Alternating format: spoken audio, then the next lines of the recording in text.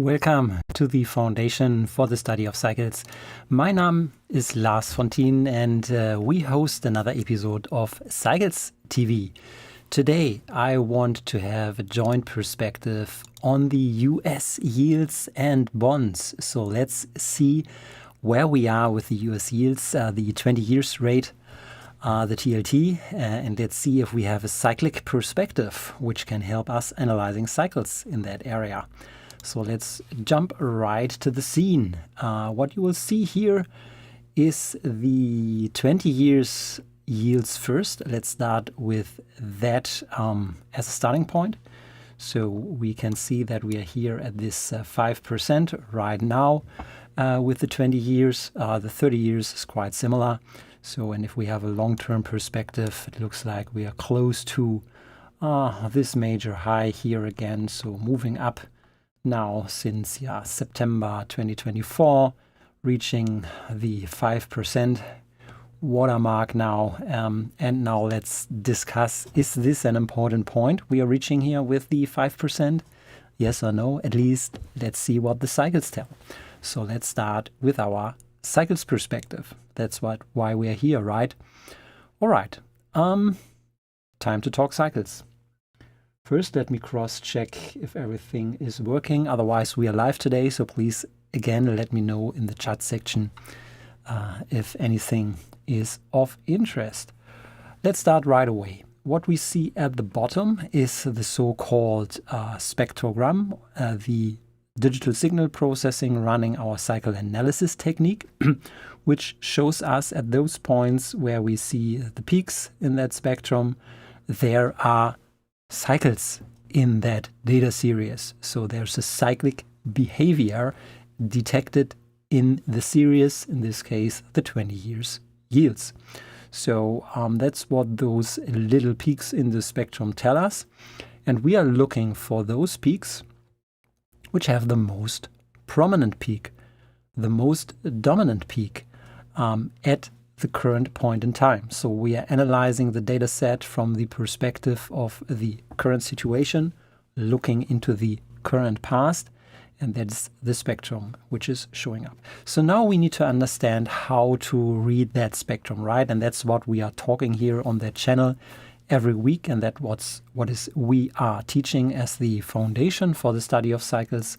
So therefore, let's talk about which cycles to pick from that spectrum here down below. So let's zoom in. So first of all, it's important to isolate the sharp peaks. Sharp peaks means that they are very peaking out of a low level and have a good sharp isolation to the left and to the right. So the left and right shoulder is quickly dropping off, which could be seen here at that peak with the length of 130 days. It's quite sharp to the left, quite sharp to the right. We see this here that this drops close to zero on the spectrum again. So that's what we are looking for. So that's the visual shape of how a peak should look like. That's not everything, but this is one important criteria. So those looks much better than those smaller ones here. So the separation of the amplitude. So I would not recommend using cycles lower than 130 days. There might be some shorter cycles, but they do not qualify used for projection. So we can ignore everything to the left in that spectrum. And then if we move over to the right, we have two little peaks here, but those are not as good separated as I would like to see them. So you see here that in the middle, so the right shoulder of the shorter one here, 158, and the left shoulder of this 193, it's not really as good as we want to have the separation in the spectrum. So no, from a spectrum perspective, that's not a very good cycle. And also from the amplitude, it's anyhow lower from an amplitude perspective than this one here. So regarding this area here, there's only one cycle which should be considered in the spectrum. This is the length of 130 days. Moving over to the right, we see a large peak here to the right at the spectrum. So there seems to be one longer cycle. So we have isolated the 130 days.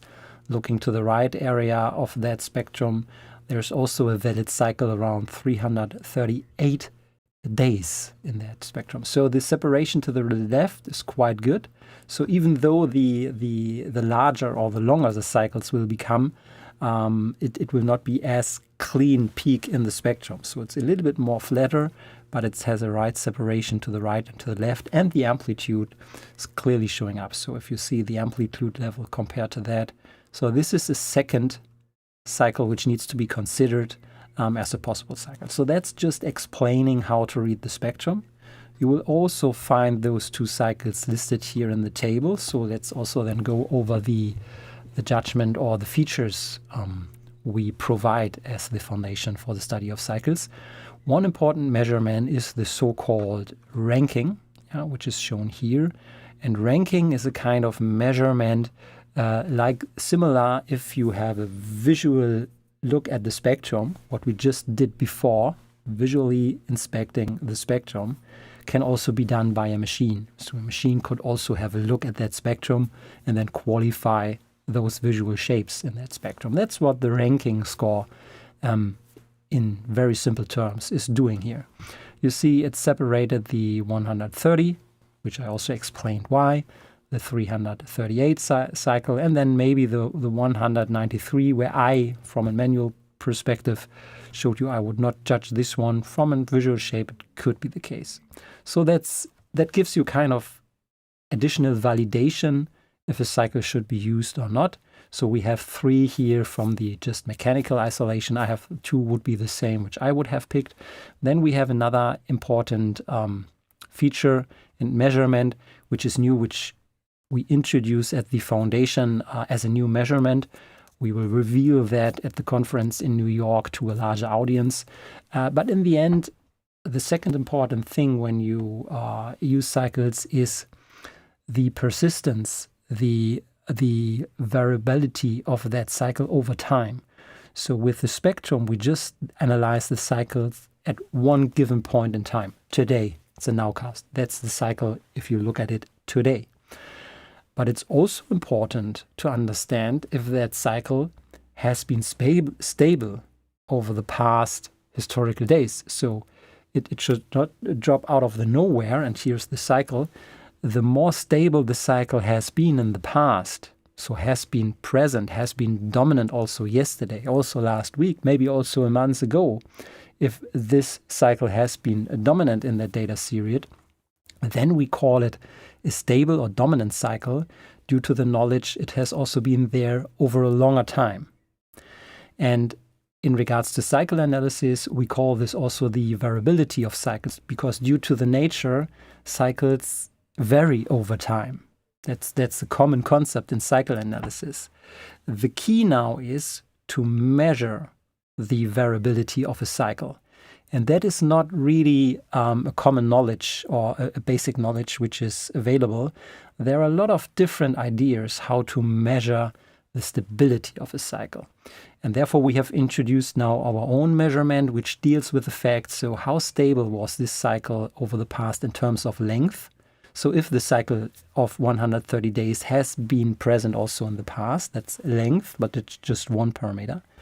Is the amplitude, so the amount of that cycle, the impact of that cycle to the price movement, also a little stable, or is this cycle coming in and coming out in regards to the amplitude, second parameter. And third parameter is the phase. So is it also a stable sinus or cosinus-like shape in how that cycle can be seen in the underlying yields? If it is shifting in phase, so if it is out of sync with tops and bottoms with that length, it makes no sense at all. So these 3 criteria define if you have a low variability or a high variability of a cycle. So the lower the variability of those 3 topics, the higher the stability score. So that's what you see here in our ranking or calculation then. So stability scores, which are marked here in bold, reach a threshold which shows you that over time, this is just a measurement how that cycle has behaved over time. So it's not a measurement if that cycle is there today or not. It's just an information how good how important was that cycle over time. And those give you more confidence to use for projecting into the future, because we want to use those cycles which have been stable in the past, because we then assume that those cycles will also be important looking into the future, right? Quite simple. However, it's not as easy to identify them, so the spectrum on its own will not give you that information. Long story short, I will pause here now for a second, but it is important on knowledge how to use cycles. So let's look at those figures here, what we can see. So we have, so the most important one, let's start with this one here. So the most stable cycle is listed with the 338 days, which is also in the spectrum, very prominent, and also over time in the highest stability. Then we see the 130. It's also, it's not the second one, but you see here that one falls below our criteria, while this one seems to have been stable over the past. It has not a good shape in the spectrum. Yeah? So the 155, you can have a look here, 155, that's exactly that cycle here. So the visual shape in the spectrum is not really good. So that's not really qualifying from a visual shape in the spectrum, even though that cycle has a stable behavior in the past. But I would only look for cycles which qualify in the current situation, so the ranking and the stability. So that's the most important here. So going with this two top here, we just use the 130 and 338. So let's keep the long story short, but I want to also explain and tell you why we use these kind of cycles. And that's now how the analysis looks like. So if we overlay these two cycles, create a composite cycle forecast, this is how it looks like for the 20 years treasury. Let's zoom in a little bit. So here now we can identify those two cycles as an overlay. And I assume you are aware of the fact that we are using cycles just for timing, right? So don't focus on the amplitude here. This is to isolate possible turning points, which have been here, while in 2021 the 20 years have been at 2.2%, which was in timing high, then an interim low, then a secondary top here, and then a low. So this is how we read those cycles, right? So a top, low, and here then a bottom. So even though this is from an absolute value a lower one, but we isolate here the relative timing points, and then moving up into this top here and that bottom here. So I hope you can identify how to isolate those points in time, which is then here and here, interim top, then here low. So I just try to draw the zigzag lines from the timing points, also to conclude how the timing, just based on that composite cycle, would look like in the price data set. So that's just always to keep in mind. We use cycles for timing, not for price projections here. So sorry for my bad hair day. Anyhow, so, but you know why we're here. We're here to look at the current situation, which is close here. So that's the reason why I bring this in today. I mean, I pick those assets also by purpose to show you, or at least to hope to give you some kind of interesting situation here. So in regards to those two dominant cycles we just have identified, we have used for projection, it looks like that on the 20-year, those two cycles are creating an synchronized top. So both cycles align in their timing with the top here. And we can see that, I can show you that by selecting just one cycle or the other. So let's start with the shorter one. The shorter one is now approaching the topping period for maybe end of May. So the theoretical top is then end of May. So I mean, we have end of May, right? So I would not count 4 days are really important. While just looking at the longer term cycle, which has topped already end of April. So that's one cycle topped end of April, the next one is due end of May. So if you put a composite from both, they are topping right now. So, and latest by end of May, both cycles have rolled over to their negative downward swing, which is then identified if you just stack up both. So that's why it looks like we are at an interesting point in time, and that's why I put out as the headline, do we reach a peak? Are we at the cyclic peak of the 20-year yields? Sitting at 5.05% right now. So I cannot tell you, but cycles suggest a possible situation here. Next step, for sure, this is pure timing, pure cycles. No political assumptions, no geopolitical topics, no absolute price-wise judgment here. We should bring in technical analysis based on the fact that we know the dominant cycle. It's always and often an underrated fact that once you know the length of the dominant cycle, you can also improve the way how you apply technical analysis. And this is not limited to any special indicator or something special. Once you know the length, you use the dominant cycle length or in relation to that dominant cycle to fine-tune the parameters of the calculation of your technical indicator, which every technical indicator requires, right? So what we have embedded here is an improved relative strength index. We call it cyclic RSI, which has been proven to be one of the best combinations if applied to also the cyclic length. So this one now uses the length setting of 130. Yeah, you know that this is the shorter dominant cycle. So if we use this for the calculation of the cyclic tuned RSI, we will identify this technical situation here, which is interesting because the signal line is now pushing above the upper band, yeah, which that's not the classical sell trigger, but it reads now we have reached an oversold condition also from the technical analysis. And if you just look quite past when we have reached those points in the past, which has been the previous top around January, yeah, so that was here where we reached the 5% mark in the past again. It has been here, this interim top also, and the same can be said for the bottoms here. And then when we get back into the bands, then that's the final trigger, reaching the condition at that point in time here. Same here for back in late 2023. And then even the major top here, October 2023. So that kind of fine-tuned technical indicator helps us in judging the price action, not timing-wise, but the price action is also now confirming that situation. Yeah, so that's just when we look at that situation. Let me bring in your chat comments.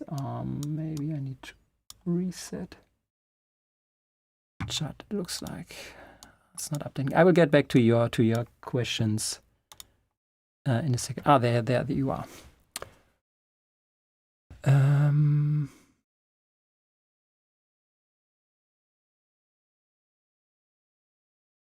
Okay, let me get back to your topics in a second, because what I want to show you now is the next interesting situation. If we do the same analysis now on the bonds, I mean, which is behaving quite the opposite to the yields, so hopefully no real surprise. But let's run the same analysis now on the TLT, which is then a trading vehicle you can use, which is then the 20 years bond. So let's bring in that chart. So here, starting the same procedure, we see the TLT just reaching the major lows here again. It's quite painful. And now let's start the same procedure. Let's have a look at the cycle analysis here. So we see here a cycle around 131 days, not exactly 130. And we see the cycle with a length of 341. Quite not surprising, not exactly the same as the 338, but let's see, as you know, it's not just length, it's also phase and the amplitude of those cycles. Let's bring in those cycles. And you see here now the confirmation. That's exactly the same situation which we see here on the TLT, which indicates then a possible low, similar to the yields topping. So it would be interesting to see here and to monitor a similar situation. Bringing in the technical situation here then also gives us a similar picture. We are close to forming a possible cyclical bottom in the 20 years TLT bonds ETF at that point in time. And to give you even a little bit further evidence on that, let's switch off the technical situation and let's put in what I told you about the stability judgment here. So let's bring in the information on the stability of the 130, that's the 130-day cycle. And what you see now, and please only have a look at the lower panel. The upper panel is the composite cycle and the TLT, and the lower panel is now just the 130-day cycle pointed in red, which is the theoretical cycle according to the length and the amplitude. And the light blue, I hope you can see the light blue, this is the isolated price behavior of the TLT. So this is the real cyclic behavior according to the length of 130, which can be seen in the real price. So this is not a theoretical cycle, this is the real swings in the TLT related to that 130-day cycle. And what you are looking for if you want to have a high stability is that you're looking for a perfect match between the theoretical cycle and the real price action according to that length. So if you see a perfect match, the swings are in sync. So you see here that you can identify the amplitude shifts. So that's why we are doing this kind of stuff. So you can identify and isolate where the amplitude is out of sync. So here the amplitude is a little bit lower here also, but this does not really qualify as a big deviation. You see the phase shifts. So the theoretical top should be here. The real top, according to that length and that price series, was more to the left. So, but just a very small phase shift here. And if you then measure from previous top to this top here, then you see the length. That's the stability regarding to the length. So you can identify also from a visual perspective the variation in terms of amplitude, in terms of phase, and in terms of length. So for example, here we have one instance where we had the instability. So this counts as high variability from that cycle, but zooming out a little bit, you see that almost all iterations of that cycle, even going back into the year of 2020, so for the past 5 years, so let's count 1, 2, 3, 4, skip that, 5, 6, 7. So the past 7 iterations of that cycle have almost been perfect, just skipping the 8th one. So we have 8 total iterations, and just 1 iteration out of that 7 has been out of sync, which is why it has a high stability. That's why you see in our stability ranking the high stability score here close to 0.8, close to 0.68, and even higher in the 341. So just for fun, and as a final example here, let's also review that. So let's bring in the 341 info also at the bottom. So that's what you see here. I mean, we just have these 1, 2, 3 iterations, but almost all iterations have been perfect. So that's why we see that high stability in that cycle. So just you see what the stability in the end gives you as a measurement. And that's why those sessions are important, because in the end you just could pick the ranking, you just could pick stability score. By the way, it's not there yet. As mentioned, we will roll that out after our New York conference. So, however, from a visual shape, the feature is already there.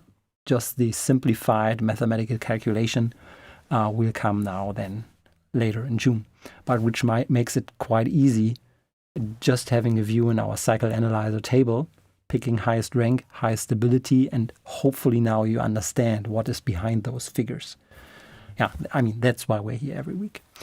Okay, so that's the perspective on the 20 years TLT yield. They give us the same message here. We could have another perspective, which I wanted to share you on a longer term analysis. So what I will bring in now is a perspective to put more historical data into our cycle analyzer. This relates to a topic that for projections, so if you're interested in doing a cycle analysis, which should project into the future, I mean, that's one key area why you're doing this kind of cycle analysis as a cycle analyst. You should never use all the history you have in your data to get to the current cycle, which you will then use to do projections, because too much historical data just gives you an average cycle over the past, over the period you just analyzed, because you will not identify individual points in time. You will just average over the past. So it's always important only to include that amount of data which is really required to detect the current cycle. I mean, you're not interested which cycles have been active 10 years ago. That might have no impact on today. So you need to understand in the current past, in the current 2, maybe 3, maybe 4 years, which cycles have been important, dominant, driving the asset price from that perspective. Therefore, you need to shorten the window where you do your analysis to that amount, which is the rule of thumb is multiply the longest cycle you want to identify by a factor of 3, and then you get to the amount of data you need. So assuming you want to detect cycles, what we did here, 350, 330, multiply it by 3, and you will arrive at around 1,000 bars, right? So if you want to reliably detect cycles up to 330, 350 days, you should have an input information with 1,000 bars historical data. Yeah, 1,000 data points. Not more. That's the message here. And if I go back to the chart, I think you identify that I've exactly used this 1,000, 1,100. So that's why there is a decision point not to use too much data. So, but I think you know that if you follow this channel. I will repeat that message here very often. But I want to touch another topic related to that. Once you have done your work on the current data, then why not? Let's throw in all data we have and let's check the average cycle over the past, not for doing a projection with that cycle, but it's also a kind of measurement if over all the data from using all the historical information is a cycle visible, which is near one of those cycles we have currently been using, right? So that's why I'm now loading now a very long-term data series going back into even 2005. So using over 20 years of daily data, which amounts to around 5,000 data points. So as said, be careful. This is nothing I would do to isolate a cycle for projecting now into the future. Yeah, be careful. Just you need to understand what we're doing here. This is more historical analysis for average cycle length over the past. And you can also already identify that the spectrum is much more complex to read. A lot of more possible cycles pop up into the spectrum, which could be used. But it's now the decision-making process in which cycle to pick from those identified cycles. There could be almost any cycle, could maybe be part of the past 20 years, some way or the other, more or less. So it does not really help you to identify that cycle for today or the past years. But I think I repeated this now many times. What is interesting, although, if you see here, there's one cycle standing out. There's one peak standing out of that group, which is here at around of 358. So that's the only interesting part of that long-term analysis. I don't care about all the other small peaks here or dots here. So that's from an amplitude level, you see it's really separated to all other cycles. There's nothing to the right, and even to this larger one here, there's really huge offset on that, and very nice sharp shoulder to the right, which is very prominent here, right? And I'm just referring to that because it looks like those 350 something day cycle is also an average cycle, which even over 20 years was one major key cycle, just averaging 20 years, as said, nothing to use for forecasting. But as we have identified in our daily analysis that there was these 341 days, or that was the TLT, or in the yields 338. So this is, I would call that's the nominal cycle of 350 something days in the overall period. That gives, again, a little bit more confidence that this longer term cycle is also relevant if you just look at the whole 20 years of the yields.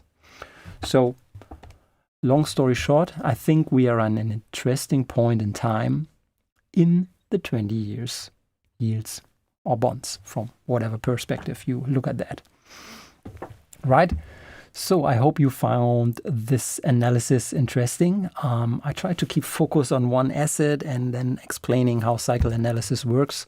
Also trying to pick assets which for sure might have a current impact, because that's why we are interested to review that. Let me now have a look at your questions. So if you're live, drop in your questions. Otherwise, let's see if I can help you out. Yeah, maybe starting just right away with the first question. I tried a little bit to address that. Using 850 bars brings the 160-day cycle more into play. How to know what length of time to use. So in the general rule of thumb, juice box boy, I think I explained, but let's have a look at what you mentioned. So let's bring in the 20 years again. Let's deselect that. Let's clean up a little bit the chart. And you mentioned 850 bars. So let's do the same analysis, reduce to 850. Let me just adjust my chart here. It should be here. Let's update the cycle, and I think that's what you mentioned, right? So this is now the analysis with just 850 bars, and you could see it. Sorry, your comment is on top of that. Let me bring out your comment. And let's do two things here now. This is the 850. Maybe just have a view at the spectrum, how the spectrum changes here. If I go back to 1150, which I did just before, I think here, that one. Now have a look at the spectrum if I click the update. Boom. So you see so one part of the story is we still have those two dominant cycles in play. What happens then, although, is that we have a change here around that cycle. So going back to the 850 now, again. Here, let's update that. So here we are. So when your question is related, so I think we have the same 128, 100. So let's use those two ones also again. And this one here. So here we are in the composite we just discussed. And now let's put this into the mix here too. So that's interesting. Yeah, and getting back to your question, how I read that kind of analysis, putting in, so we could now put in also the 160, right? Because I explained just before, it was not quite clear because we had two little bumps in the spectrum, which is now just one, but more clearer 160 peak. That's exactly your point here, Juicebox. So thanks for making that point. So in that case, the 160 could be used. However, the consequence is in the end the same. So you see here right now, so we are at a projected top situation here. That's also a good lesson how to read. So Juicebox for sure. So There's no reason in that case not to use the 160, to say it in a short way. From the overall projection perspective, it will not change the outcome. And that's maybe a second topic I should add. You should never look more into the future than the current or maybe next turning point. So never use a composite to look out now for the next, I don't know, 2 years and all turns in that composite and try to look at that. It's just the same message here. I mean, you could then isolate also individual cycles, which from that perspective is different. I agree. So just looking at the 160 in isolation would be a different story and then would come to a top or only in late summer. Okay, so but to judge that, I mean, now we get a little bit off topic, but I mean, that's an interesting discussion which we could now take. What you see here, is that cycle still valid or not? So what I identify very often is that at the midpoint, this is the midpoint. This is always the kind of make or break for interesting cycles. Others speak of inversions. I don't like to talk about inversions, but if the cycle, and that's also where the FLD, the future line of demarcation, is used, which would expect a cycle to move cross the midpoint and price continue into that direction. Then, so if price would have moved downward even after that point in time, after we have seen the half point of that, that would be a confirmation that this cycle is in place. This does not happen. So the price bounced off at the midpoint timing-wise, which does not confirm the 166-day cycle. Let me see if I can bring that in also using the FLD technique.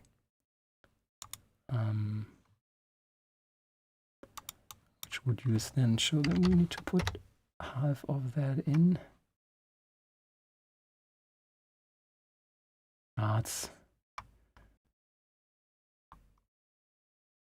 So you see here at that point in time, we didn't really have the confirmation. So if you use the FLD, you want to see a clear break of price below that line. And only once that has happened, we have a confirmation that the 160-day cycle is a real cycle to follow through. This did not really happen. So it was more or less a snap-on. So you see that from that point in time, price moved on the FLD and never managed it to get below that line, even here. So which from that perspective, the 160-day cycle has not been validated and confirmed as to be used as a single cycle. So this is also by the way, a Hurst principle using the FLD technique to confirm a cycle or to disqualify a cycle. I mean, you can also only do this after the fact. I mean, the theoretical top comes in a lot more early. So, and then if we cross the FLD to the downside, you have a second confirmation that this cycle is in place. Or here in that case, we don't receive that confirmation, so which disqualifies the 160-day cycle, at least at the current point in time here. So, Juicebox, good question. I hope I did not put in too much confusion on that. Okay, let's see what we also have.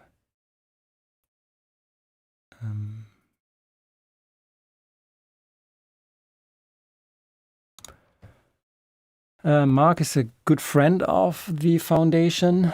So the 515 on the 6 years is key resistance, which you just chassis out, which would confirm a cyclical peak here.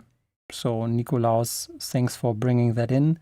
Mark, if you watch this episode, nice shout out and interesting to see also your analysis. But I think we see here a confirmation of different kind of technical analysis here now with the cyclical analysis.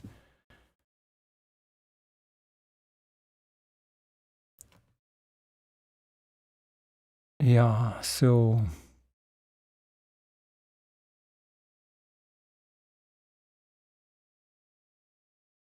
Okay. I know. Looks like you're all now requesting also other updates on the Nasdaq 100 or the Bitcoin. But I mean, just in terms of time, we are running now for 40 minutes. I take that into account that you are interested. No surprise, Bitcoin, Nasdaq, but not today. Let's put this for another show. So then thank you for today, being part with me, having a discussion on yields and bonds. I hope you maybe have learned something on cycle analysis. I mean, that's the purpose why I'm here. For sure, this is pure education. Be aware, this is just pure education. This is by no means any forecast. We assume everything will be wrong anyhow. So do your own due diligence, do your own decision-making process. This is just how cycle analysis works and what cycle analysis will show us. I hope to see you. I mean, maybe we see us in New York, by the way, if you have not made your decisions. I think we have 5 to 10 slots still available. So we are already preparing and ramping up to see us in 2 or 3 weeks over there in the US. So I'm really looking forward maybe to meet you there. If not, I mean, let's check in here every Monday, same time, same place. Right? So see you soon.